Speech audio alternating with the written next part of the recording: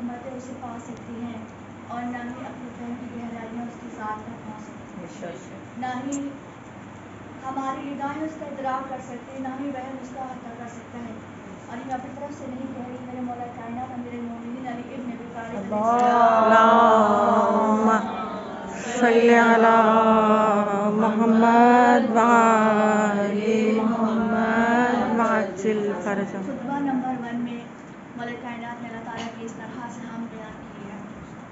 परवरदिगार हम सबको नहजुल बलागा से आशनाई अता फरमाए।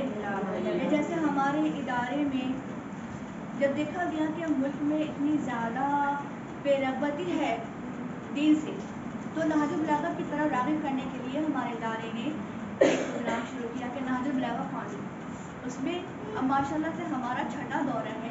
पहले ये किया जाता है कि जैसे आपने नहजुल बलागा को खोल के देखा होगा, पहले हिकमतें हैं आसान आसान सी। देखिए मौला कायनात की नहजुल बलागा ना 3 हिस्सों में डिवाइड है। एक तो बहुत ही ज़्यादा अमूमी तालीमात है, इस्लामी तालीमात का निचोड़ है ये नहजुल बलागा, कुरान का निचोड़ है ये नहजुल बलागा। इस्लामी तालीमात, अमूमी तालीमात जो है वो ऐसी कि हर कस व नाकिस पढ़े उसको समझ में आ जाए। और फिर उसके बाद जो खुसूसी तालीमात हैं वो भी तकरीबन 20% वो है। फिर उसके बाद जो ऐसी तालीमात है 5% है कि जो मुस्तहिदीन के लिए है।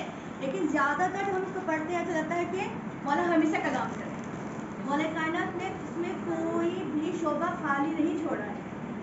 मौला कायनात ने फ़िलासफ़ी भी इसमें बयान की है, सोशियोलॉजी भी इसमें बयान की है। मौला कायनात ने सियासत के उसूल इसमें बयान किए हैं कि हम ये कहते हैं ना इमामत सियासत से अलहदा नहीं है, बल्कि सियासत इमामत का ही हिस्सा है कि मौला कायनात ने अपने बेटे मोहम्मद हनफिया को हुकूमत करने के उसूल सिखाए, जंग के उसूल सिखाए। मालिक उस्तर को जब मिस्र का वाली बना के भेजा है तो आपने बताया रियाया के साथ कैसा सलूक करना।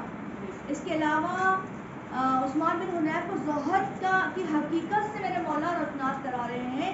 हत्ता कि आपके एक सहाबी थे, मेरा हमाम था, उन्होंने कहा मौला आप मुझे मुत्तकी की सिफ़ात बयान फरमा दें। जब मौला कायनात मुत्तकी की सिफ़ात, अल्लाहु अकबर, वो कि जिसकी ज़ुबान कुरान नातिक़ है, कि जब उन्होंने मुत्तकी की सिफ़ात बयान करनी शुरू की और उन्होंने इस कदर दिल जमई के साथ सुना कि उनकी रूह क़फ़स से अंसरिफ़ परवाज़ कर। जो कि कुरान में है ना, कुरान हम कहते हैं ना इलाही कलाम है, वैसे भी मौला कायनात के दहने अंदर से निकलने वाले तमाम के तमाम जितने फरमुदात हैं सब इलाही हैं। इसलिए कि मौला कुछ नहीं कहते ना, जो कुछ भी है रसूल खुदा की अहादीस की और इस्लाम की तालीमात और कुरान की तालीमात की निचोड़ में मेरे मौला ने इरशाद फरमाया है। जब नहजुल बलागा पढ़ के देखते, देखें इंसान की सबसे बड़ी फजीलत ये है कि दोस्त तो सभी की तारीफ करते हैं, लेकिन असल फजीलत का मुस्तहिक वो शख्स है, दुश्मन भी गैर भी, जिसकी तारीफ करने पर मजबूर हो जाए।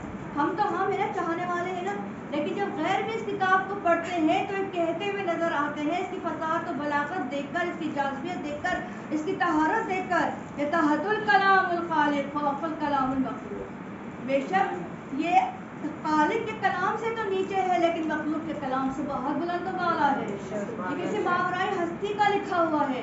हत्ता कि अहले सुन्नत के इमाम शाफ़ी है, एक मर्तबा इस नहजुल बलागा को पढ़ते हैं तो कहते हैं कि तख्लीक़ कायनात का, आसमानों और ज़मीनों का नक्शा इस अंदाज में खींचा गया है कि ऐसा लगता है या ये कायनात अली इब्न अबी तालिब ने बनाई है या फिर अली इब्न अबी तालिब के सामने बनी। सुभान अल्लाह।